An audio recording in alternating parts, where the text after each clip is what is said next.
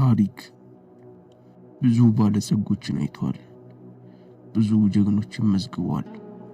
ነገር ግን በመካ ታሪክ እንደዚህ ወጣት ማንም አልነበረም። ስሙ ሲጠራ የመካ ወጣቶች በቅናት፣ የመካ ልጃገረዶች በአድናቆት የሚያዩት እናቱ ሁናስ ቢንት ማሊክ ትባላለች። በወቅቱ የመካ ባለጸጋና ጠንካራ ሴት የነበረች፣ ለልጇ ለሙስዓብ ያላት ፍቅር ሰማይ የነካ ነበር። ፀሐይ እንደው ልታየው የምትወጣ እስኪመስል ድረስ ይንከባከቡት ነበር። የሚለብሰው ልብስ ዋጋው የብዙ ሰዎች ዓመት ገቢ ነው። የሚቀባው ሽቶ ከመካ ሳይሆን ከሩቅ አገር የሚመጣ ነው። ሙስዓብ መንገድ ላይ ካለፈ በኋላ ከሰዓታት በኋላ የሚመጣ ሰው እንኳ እዚህ ጋር ሙስዓብ አልፏል ይል ነበር። ይህ ወጣት ሙስዓብ ኢብን ዑመይር ነው። ዓለም በኪሱ ደስታ በፊቱ የነበረች ወጣት።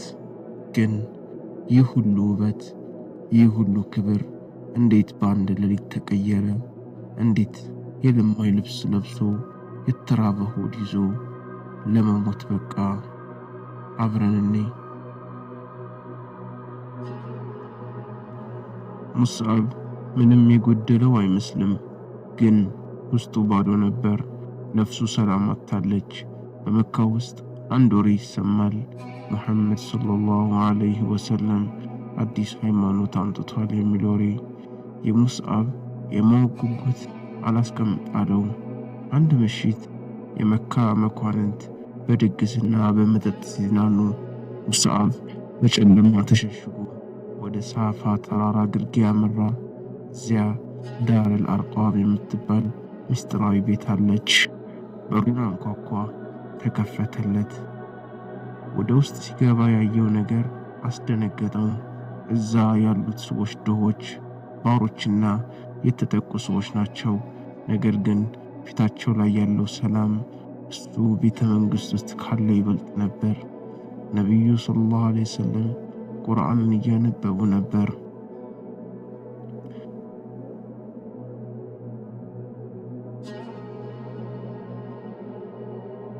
የቁርአኑ ድምፅ የሙስዓብን ልብ ሰነጠቀው።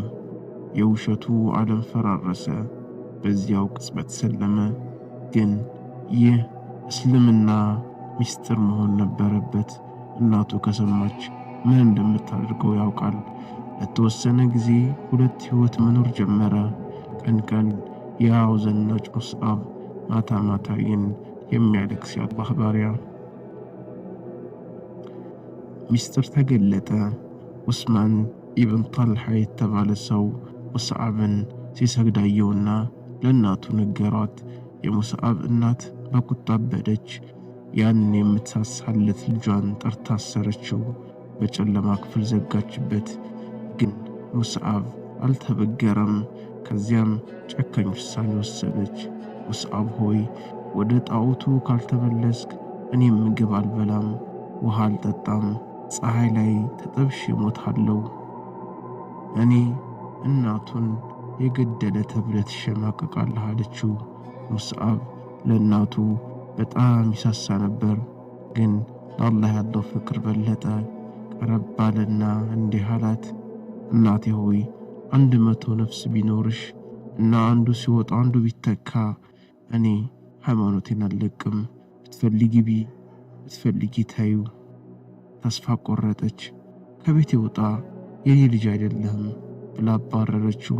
የለበሰውን ልብስ እንኳን አስወለቀችው። ሙስዓብ ባዶ እጁን ቀረ። ከዚያም ከሌሎቹ ሰሃቦች ጋር በመሆን ወደ ሀበሻ ኢትዮጵያ ተሰደደ። በኢትዮጵያ ንጉሥ ነጃሺ ጥላ ስር ሰላምን አገኘ። ግን የናፍቆት ሕይወት ነበር። ከሀበሻ መልስ ነቢዩ ሰለላሁ ዐለይሂ ወሰለም ለሙስዓብ ከባድ ኃላፊነት ሰጡት። መዲና ሄዶ እስልምናን እንዲያስተምር ተመረጠ። እሱ ወጣት ነው፣ ግን አእምሮ የበሰለ ነበር። አንድ አስደናቂ ታሪክ ላጫውታችሁ። የመዲና ጎሳ መሪ ኡሰይድ ኢብን ሁደይር ጦሩን ይዞ ወደ ሙስዓብ መጣ። አንተ መጤ ወጣቶቻችንን አታበላሽብን፣ ውጣ ከዚህ ብሎ ጮኸ። ሙስዓብ ግን አልደነገጠም። ፊቱ ላይ ፈገግታ ነበረ። እንዲህ አለው፣ ለምን ተቀመጠህ አትሰማኝም? ከተመቸህ ትቀበለዋለህ፣ ካልወደድከው ትተዋለህ አለው። ኡሰይድ ተስማማ። ቁርአንን ሲሰማ ጦሩ ከእጁ ወደቀ፣ ሰለመ። ቀጥሎ ሌላኛው መሪ ሰዓድ ኢብኑ ሙዓዝ መጣ። እሱም በተመሳሳይ መንገድ ሰለመ። በአንድ ወጣት ጥበብ ሙሉ መዲና እስልምናን ተቀበለች። የነቢዩ ሰለላሁ ዐለይሂ ወሰለም ስደት ያመቻቸው እሱ ነው። አሁን ወደ መጨረሻው እናሳዛኝ ምዕራፍ ደረስን። የኡሁድ ጦርነት ሙስዓብ የሙስሊሞችን ባንዲራ ተሸክሟል። ጦርነቱ ተፋፋመ። ሙስሊሞች መሸነፍ ጀመሩ። ጠላት ነቢዩ ሰለላሁ ዐለይሂ ወሰለምን ለመግደል ተጠጋ። ሙስዓብ ይህንን አየ። ነቢዩን ለማዳን ራሱን ማስታወቂያ ያደረገ። ባንዲራውን እያውለበለበ አላሁ አክበር እያለ ወደ ጠላት ገባ። ዓላማው ጠላት ወደ እሱ እንዲመጣና ነቢዩ እንዲተርፉ ነው። ኢብን ቀሚዓ የተባለ ጠላት መጣ። ሰይፉን አወናጨፈ። የሙስዓብን ቀኝ እጅ ቆረጠው። ሙስዓብ ባንዲራው እንዳይወድቅ በግራ እጁ ተቀበለ። ወማ ሙሐመዱን ኢላ ረሱሉላህ፣ ሙሐመድ መልእክተኛ እንጂ ሌላ አይደለም የሚለውን አንቀጽ አነበበ።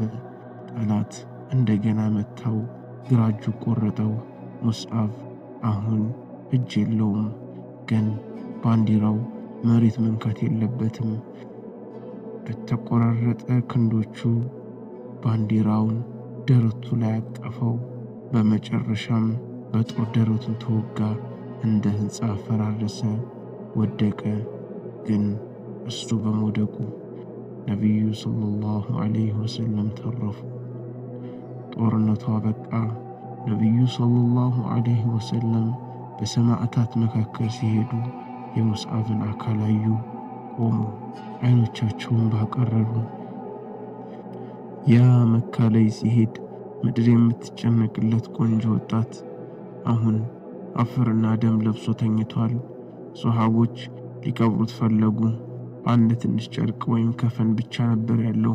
ፊቱን ሲሸፍኑት እግሩ ይገለጣል፣ እግሩን ሲሸፍኑት ፊቱ ይገለጣል። ነቢዩ ሰለላሁ ዐለይሂ ወሰለም በለቅሶ እንዲህ አሉ፣ ፊቱን ሸፍኑት፣ እግሩ ላይ ግን ሳር አድርጉበት። ከዚያም ቁርአን አነበቡለት። ከምእመናን መካከል ለአላህ ቃል የገቡትን የሞሉ ወንዶች አሉ። ከዓመታት በኋላ አብዱራህማን ኢብን አውፍ ረዲየላሁ አንሁ ሀብታም ሆነው ነበር። አንድ ቀን ለፍጡር ጣፋጭ ምግብ ቀረበላቸው። ምግቡን አዩና ማልቀስ ጀመሩ። እንዲህም አሉ፣ ሙስዓብ ኢብን ኡመይር ከእኔ በላጭ ነበር፣ ግን ሲሞት አካሉን የሚሸፍን ጨርቅ አጣ።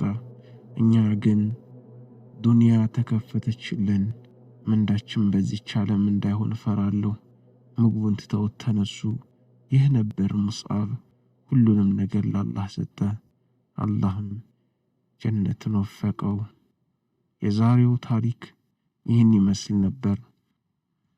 የሙስዓብ ታሪክ እኛም ምን ያስተምረናል? ኮሜንት ላይ ጻፉልኝ። ለቻናላችን አዲስ ከሆናችሁ ሰብስክራይብ ማድረግ እንዳትረሱ። በሌላ ታሪክ እስከምንገናኝ ሰላሙ አለይኩም ወራህመቱላሂ ወበረካቱ።